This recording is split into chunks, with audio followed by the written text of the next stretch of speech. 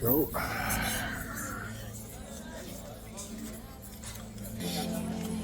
here we are on the old walls of Dubrovnik, aka Ragusa, the Republic of Ragusa. It is, in fact, rather picturesque and mighty. The walls stretch all around for over a mile. So, my usual little documentaries. So, a little history and the creation of Dubrovnik. So it actually started going back to 476, but actually it did start after 476 AD. So after the barbarian invasions of Ostrogoths, Avars, Slavics, and etc., early Croats up to late 6th, early 7th century. So a lot of the original tribes of Dalmatia, so Dalmati, which are kind of a Italo-Celtic peoples, some kind of a Bavarian type. Anyways, there was a city called Epidaurus, which is today's Safed, and the refugees from that city were running away pretty much after 476 AD, after the fall of the Roman Empire. They were running away from the invading barbarian hordes, etc. And then they established the first kind of a colony right here in, I believe, the island. There's a little island and a little peninsula connecting it. Like how you have the island of Lokrum on the other side here. It's called Laos or Ragus or something like that. The Ragusium, from where the word Ragusa comes from. I'm not sure if it's more of Latin origin or maybe that ancient Dalmatian language, Dalmati. It's an old ancient language. Well, I mean, it's technically not really that ancient. It became extinct at the turn of the last century, so between 1899 and 1900, somewhere there. It's still spoken up north, more in the island of Kirk, so northern Adriatic, but it's the same type of a language. But anyways, we are on the outside walls of the city of Dubrovnik, or the old Republic, city-state of Ragusa. So there were a lot of turbulent situations in the early periods of 7th, 8th, 9th century of creation of early Dubrovnik, which did not yet have these walls. They weren't yet formatted until later on in the Middle Ages, but it wasn't really during the dukedom of Croatia, so 8th, 9th, 10th century, and really Kingdom of Croatia, where Dubrovnik actually became Dubrava, which is an old Croatian, old Slavic type word, which means wood, special type of wood. I was actually talking about similar stuff like the Dalmatian oak and Dalmatian pine, which interestingly, just FYI, I found out now when I was in Berlin a few weeks ago that Berlin is also actually was started by an early pre-Slavic peoples, Slavic type of peoples, Sorbi, I guess. I don't know if they're connected to Serbs or not, but yeah, Berlin also means Borlin, some type of a tree, some kind of wood in some old Slavonic tongue. I'm not sure, but yeah, something I just happened to learn that both Berlin and Dubrovnik actually have names, and Koroška actually, Kenton, southern region of Austria, of trees and woods. Kenton would be pear tree, from old Slavic tongues. Just something interesting I picked up and learned not too long ago. But anyway, so Dubrovnik, which is the newer name for the old Lagus Ragus Island, I guess, Ragusa, when it kind of really became Croatia, Hrvatska, where, yeah, Slavic Croatian, so Kingdom of Croatia pretty much solidified it. But it had its own turbulence history with Venetians. And Venetians, really interesting also, something Venetians.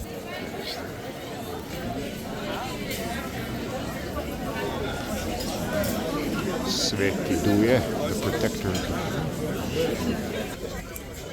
Anyways, yeah, the Venetians was the enemies of Dubrovnik. Very interestingly, something I found out that Spaniards, Kingdom of Spain was actually the biggest ally of Dubrovnik, or the city-state of Ragusa. And it wasn't really until Renaissance where Ragusa, the city-state that we see right now, so 1300s, 1400s, 1500s, 1600s, 18th, 17th, 18th century became this major metropolis, city-state that was really powerful. A few things that came along in the city-state of Dubrovnik, parallel with Firenze, Florence, like for instance, right after the bubonic plague, compared to, let's say, Tuscany and Florence, which lost almost all of its population.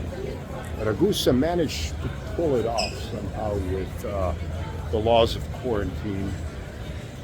So the first law of quarantine was placed in Dubrovnik, in the city-state of Ragusa, in 1377, I believe. It was the first official law of naval quarantine in all of Europe, where all the ships coming in and out, not only Dubrovnik or Ragusa, but all of Adriatic and the area around the Adriatic, had to go through this special law of quarantine, which was added after the humongous loss of the Black Plague or the bubonic plague in the 1340s. Also, Dubrovnik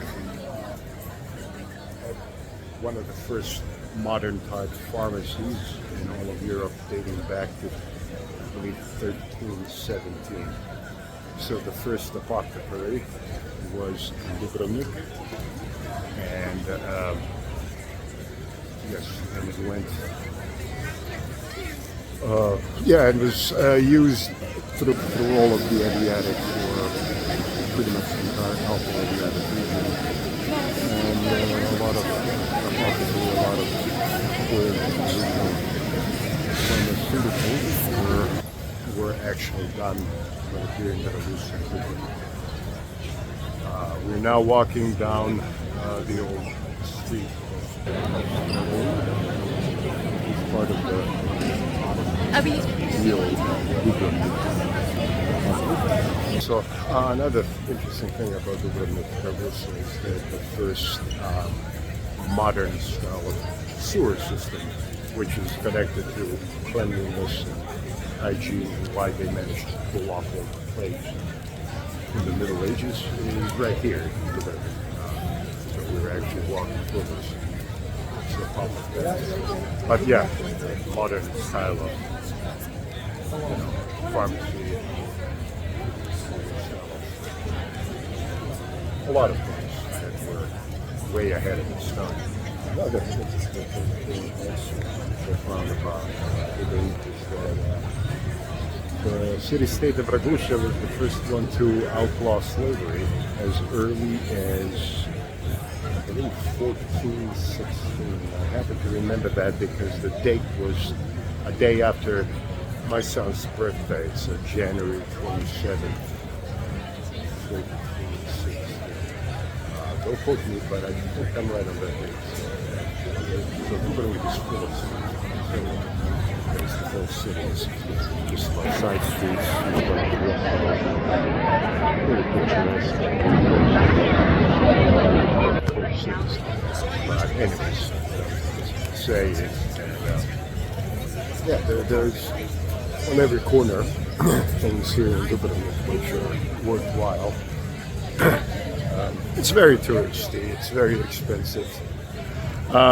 Yeah, that kind of takes it away from its true essence of what it really is. But you know, if you take the tourists out and all the Norwegian cruise lines and Caribbean cruise lines, and 5,000 people at a time entering the city of Dubrovnik during the day, which is like today, which is hot as hell. It's actually 10:35 and it's 30 some degrees Celsius, so it's pretty hot. This heat wave in Europe right now, which is insane.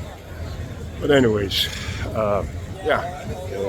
if you ever are in the street, it's like the entire place is just, I could go for, I would probably need hours and hours to go through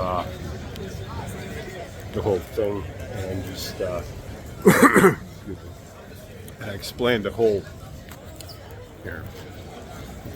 There you go. There's something also. Yeah, Game of Thrones was shot here, filmed here. Star Wars, Robin Hood, I don't know, a bunch of Hollywood films. But lately, for the last 10 years, it's primarily known for Westeros and King's Landing, Game of Thrones, HBO, and all that stuff. So yeah, it's kind of very Hollywoody. It's kind of like medieval Hollywood, if you will. It has an interesting vibe to it.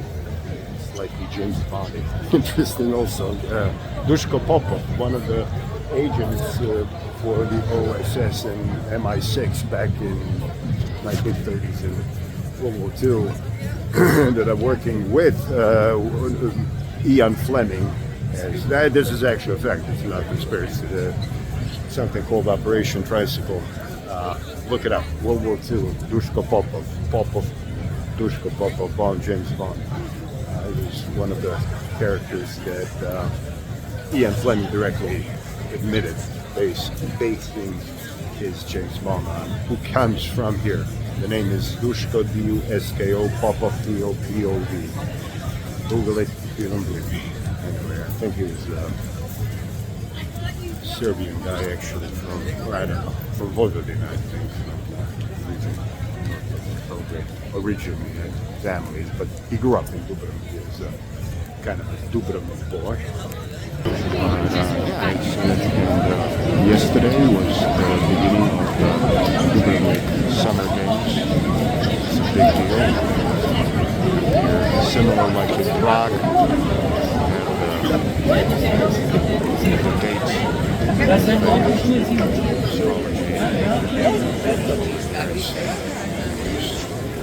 But yeah,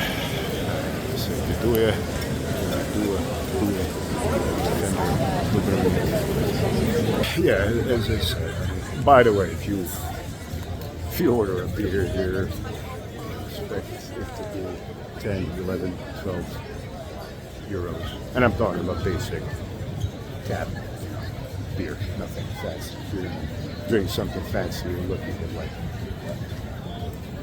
3 digits for maybe even 4 if you're getting maybe the 16th or something like that, something fancy like that. But yeah, I mean, Dubrovnik in general is just something special. It's I always like it here. I don't like the overpriced. Everything is overpriced. Interesting, they do not allow McDonald's here. They have been protesting and fighting against American fast food, junk food franchises for the last, I would say, almost 30 years now. For a fact, I know since 1996, when McDonald's started to open. McDonald's here, after they had them opened in Zagreb right after the war. And well, in former Yugoslavia, they had McDonald's already in 1987, 88. I know they had them there, but during the war they were paused. But But yeah, it's yeah, they don't have American junk foods. If you're looking for like you're looking for yeah, KFC, Burger King, McDonald's. This is this is not a place, and I actually agree with him. I mean, this has certain status and elite status, and kind of be spoiled by having junk food, Subway, KFC, McDonald's, stuff like that.